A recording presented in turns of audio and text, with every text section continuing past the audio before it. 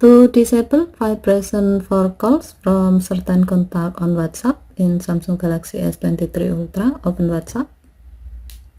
And then tap the required chat of a contact you like to turn off its vibration alert for calls. Tap more icon or three vertical dot icon at the top right.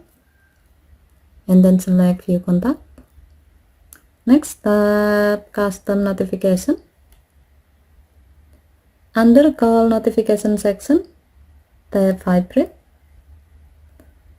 And then select off. Tap the back button.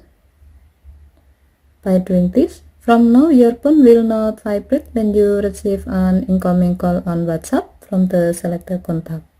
Okay, thank you for watching. Have a nice day.